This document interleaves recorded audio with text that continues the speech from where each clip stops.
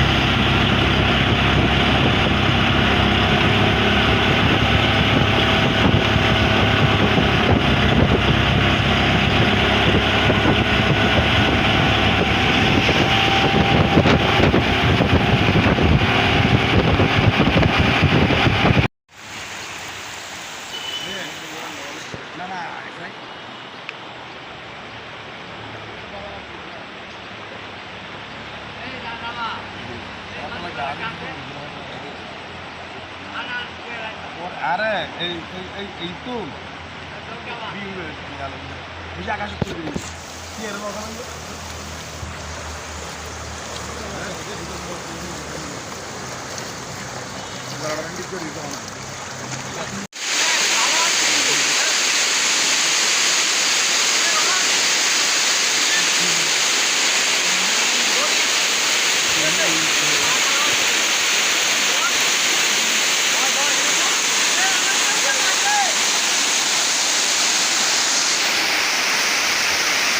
এভাবে দড়ি পাবে, এভাবে দড়ি নিতে হবে।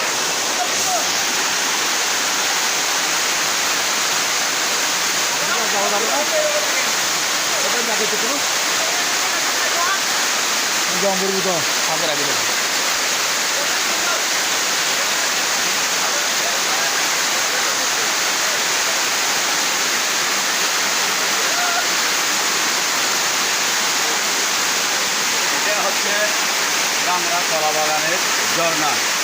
আমি কিন্তু আমার প্রথম আসা আমার বাড়ির একদম নিকটে, আমার বাড়ি রানীহাট থেকে রাঙাবাড়ি যাওয়ার পথে মাত্র 6-7 কিলোমিটার দূরে এসে কলা বাগান নেমে সরাই ভিতরে 1 কিলোমিটার মতো আসলে আমাদের এই অপূর্ব সুন্দর ঝর্ণা দেখতে পাবে। এখানে অনেকে এসেছে ঝর্ণা দেখার জন্য, এনজয় করতেছেন।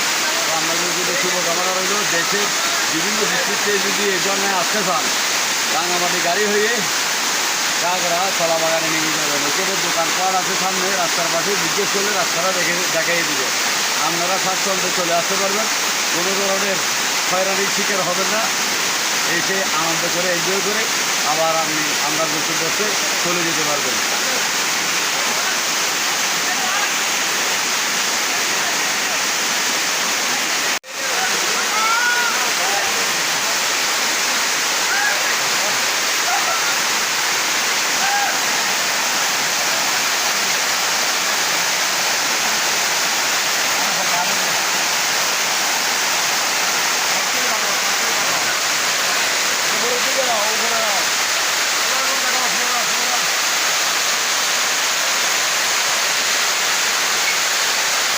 আগে